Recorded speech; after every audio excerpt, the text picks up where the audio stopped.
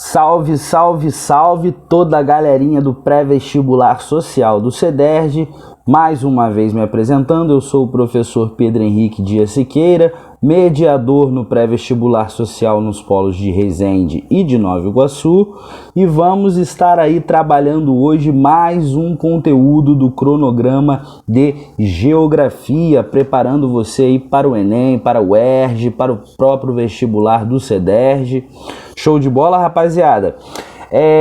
A temática de hoje é uma temática que já apareceu no canal de Geografia, né? Então é importante frisar isso. Se você voltar lá na semana 11 e na semana 10, foram assuntos bem parecidos, né?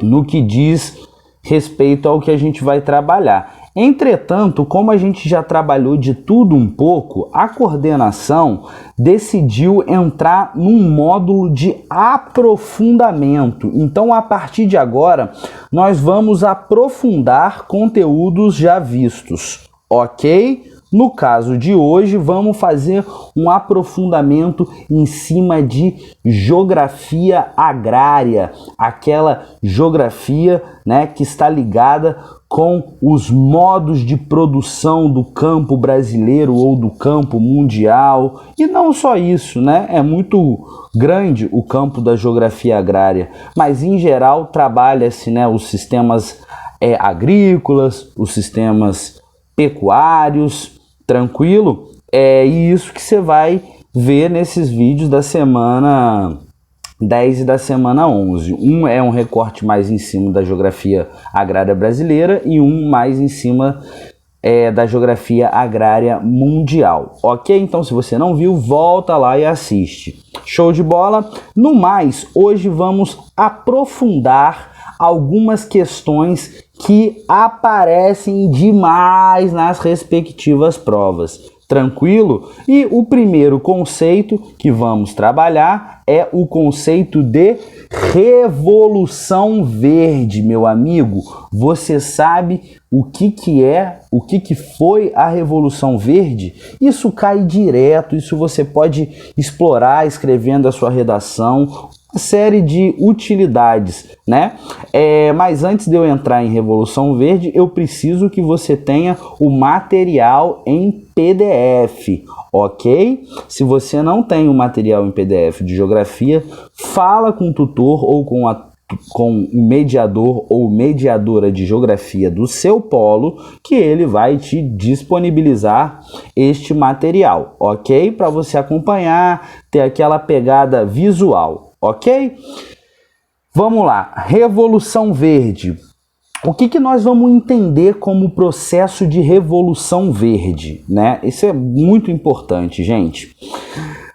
Na metade do século XX, então podemos botar 1950, 1960, 1970, os países capitalistas centrais começaram a problematizar a fome nos países capitalistas periféricos. Opa, vamos fazer uma pontuação aí. Você sabe quais são os países capitalistas centrais e quais são os capitalistas periféricos? Isso é muito importante. Os países capitalistas centrais, meu amigo e minha amiga, são aqueles que se industrializaram no século XVIII e no século XIX. Se industrializaram, né, no começo do processo de Revolução Industrial, primeira e segunda revolução. A gente tem alguns países ali da Europa Ocidental, né, os Estados Unidos e o Japão. Então esses são os países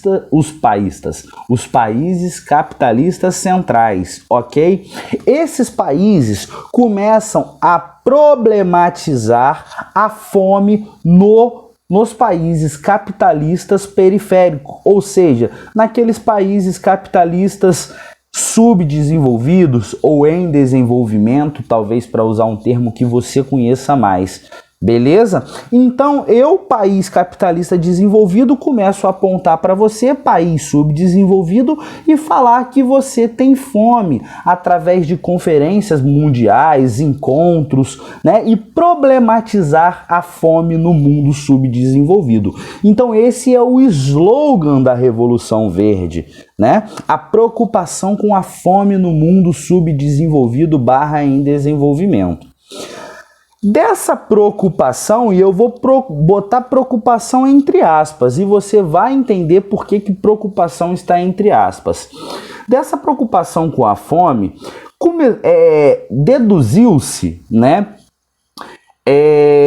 que essa fome acontecia nos países capitalistas dependentes porque os meios de se fazer agricultura e os meios de se fazer pecuária eram meios arcaicos, eram meios obsoletos, então as técnicas estavam atrasadas. Ok? Então eu, país capitalista central, aponto para você, falo que você tem fome e identifico que essa fome é porque o seu modo de produção de agricultura e pecuária está obsoleto, está arcaico, está atrasado.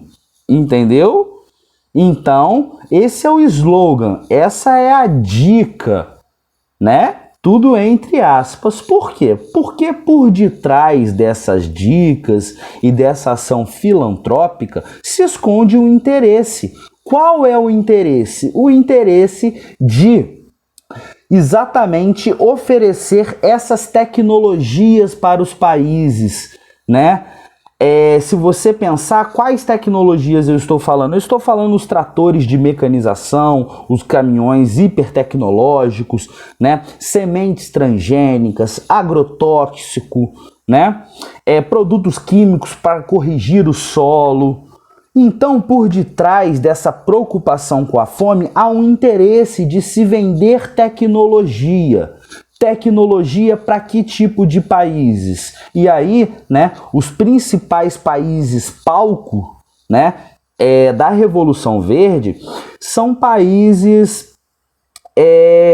sub / em desenvolvimento com grande dimensão de território. Então o Brasil se enquadra muito nesse perfil. Não só o Brasil, como Brasil, México, Índia, Filipina, né? E assim, né, se manifesta o fenômeno de Revolução Verde, que basicamente é a modernização da agricultura nos países capitalistas subdesenvolvidos. Só que essa tecnologia não é produzida dentro desses países, vem de fora e custa caro, ok? Então você entendeu o slogan filantrópico, né? Você conseguiu entender o interesse por detrás desse slogan filantrópico de preocupação com a fome. E agora o mais importante, entenda as consequências para o Brasil, né? E para os outros países, México, Índia também, mas vamos falar um pouquinho de Brasil. Qual é a consequência? A consequência da modernização do campo brasileiro, basicamente, são duas, e aí a gente vai pensar nas consequências ruins, né? Porque você tem um aumento de produtividade, né?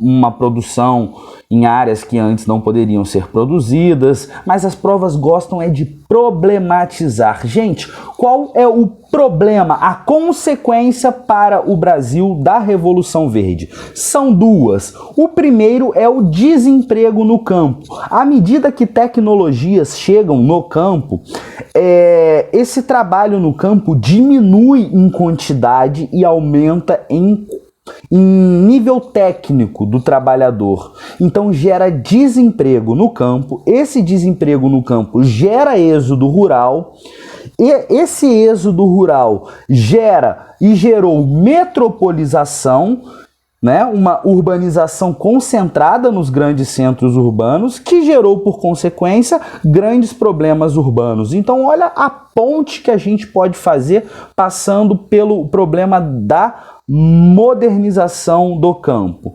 né? Modernização gera desemprego, que gera êxodo rural forçado gera uma urbanização problemática, caótica, com vários problemas urbanos, né? Então essa é uma consequência, desemprego no campo. A segunda consequência é o processo de concentração, o aumento da concentração fundiária. O que é concentração fundiária? Anota aí, muita terra na mão de pouca pessoa. Isso não começa na Revolução Verde.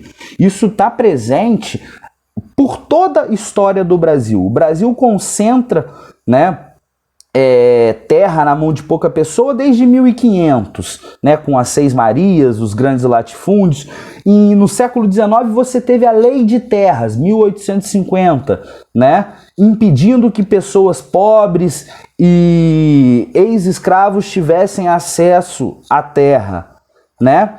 E aí, no século XX, Revolução Verde, você tem a intensificação dessa concentração fundiária. Cada vez tem mais terra na mão de menos pessoas ricas, sobretudo, né? Por quê? Porque o médio e o pequeno proprietário se endividam no meio desse processo e acabam tendo que vender a sua propriedade para o grandão. Ok? Então, promete para mim que você nunca mais vai esquecer na sua vida as consequências da Revolução Verde, que basicamente é essa modernização da agricultura do mundo subdesenvolvido que aconteceu em 1950, 1960, 1970. Qual é a consequência? Desemprego no campo e aumento da concentração fundiária ou concentração agrária, pode aparecer com esses dois nomes. Você entendeu, meu querido? Dito isso, a gente mata, né,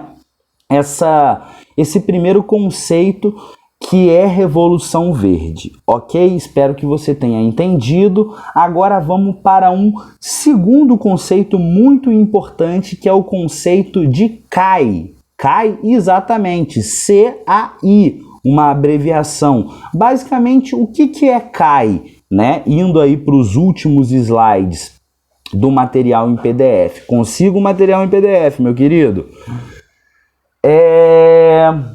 CAI são complexos agroindustriais. Ué, professor, o que é esse palavrão?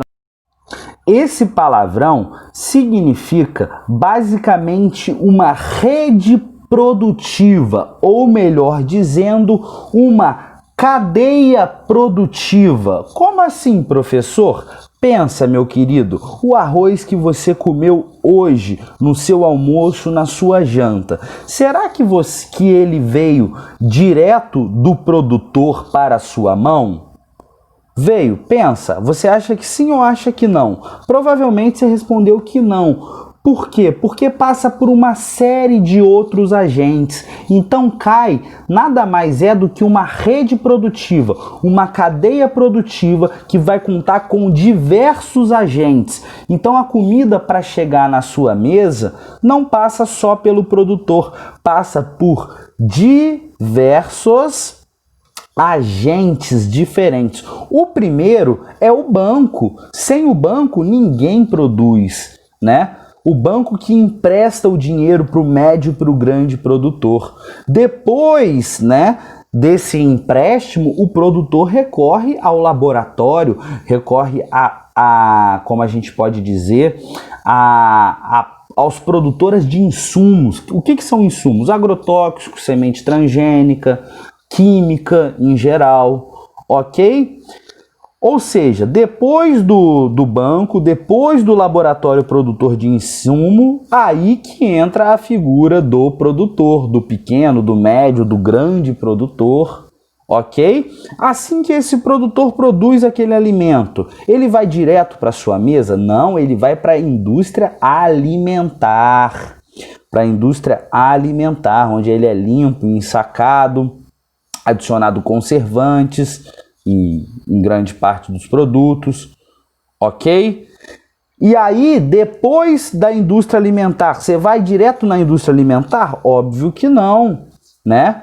Você vai nas redes de super e hipermercado e ligando cada agente desse, você tem as companhias de transporte, as companhias de logística para transportar e armazenar. Então, gente, sem mais delongas, olha quantos agentes a gente identificou, né, antes que esse alimento chegue à sua mesa, né? Não são poucos. Não são poucos. Então você pode olhar aí no material em PDF que você vai ter agentes antes do produtor e agentes depois. Juntando toda essa galera, você tem os complexos agroindustriais, ok?